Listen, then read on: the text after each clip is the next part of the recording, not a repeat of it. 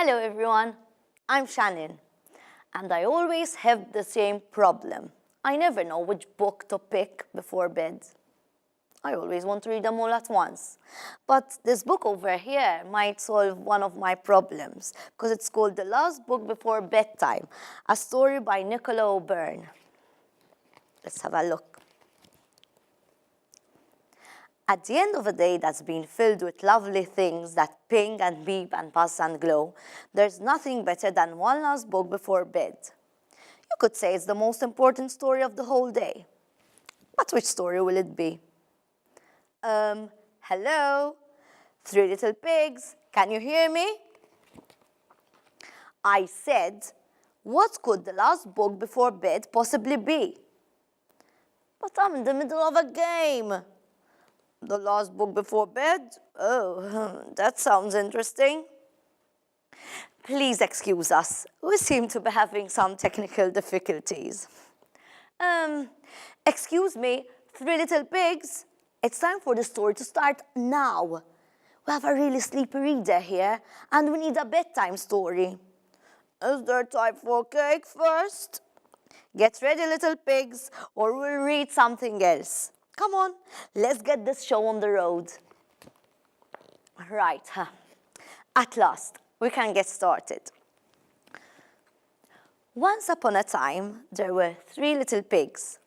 When they were all grown up, their mother sent them into the real world to seek their fortunes. But first, she kissed them on their piggy noses and said, "Work hard and remember, beware of the big bad wolf." The three little pigs soon found a meadow where the flowers smelled so lovely and the river bubbled so cheerfully that the first little pig declared, "This meadow is perfect. I shall build my house right here and I shall make it out of straw." Well, we all know how that's going to turn out. I want to know when lunch is.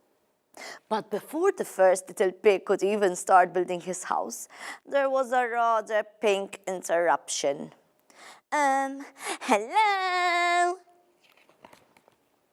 It was Cinderella. If this is the last story before bedtime, you really want a princess story.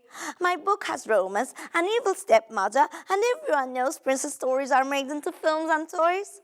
No one's going to want to watch a film with you pork chops in it. Hey, you interrupted our story. And who are you calling pork chop? I haven't even had a chance to build my brick house yet. Well, you're here now, Cinderella. Let's see what happens. Once upon a time, there was a beautiful maiden who lived with her evil stepmother and two ugly sisters. The maiden was sweet and lovely, but her family was mean. They made her sleep by the fireplace, and because she was always covered in cinders, they called her Cinderella. One day, an invitation arrived from the royal palace. The prince was holding a grand ball, and everyone was invited. Everyone, that is, except Cinderella. Her evil stepmother would not let her go. Hang on, is this a kissy-kissy story now? Who cares? There's a banquet in the story. I'd just like to point out that there are no pigs in the Cinderella story. Settle down, little pigs. You three can be the evil stepmother and the ugly stepsisters. Right, pigs, get your dresses on. As the three little pigs, the evil stepmother and the ugly stepsisters left the house, Cinderella began to cry, for she desperately wanted to go to the ball too. Suddenly, there was a poof of magic and a fairy appeared. "We shall go to the ball." I said, "A fairy appeared." Well, this is embarrassing. It usually works.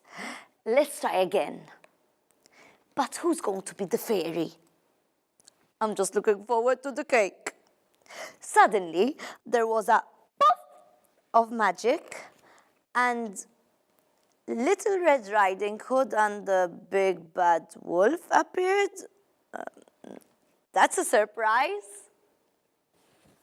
So, do you like the way in which these three stories are being combined into one? And how do you think the story develops? How would you continue it? And what do you think the big bad wolf will invent this time? Will he dress up as someone as well? Or maybe be nice and enjoy having tea with the others? I'm really excited to find out, so I'm going to keep reading the book, and you should do the same. Bye-bye.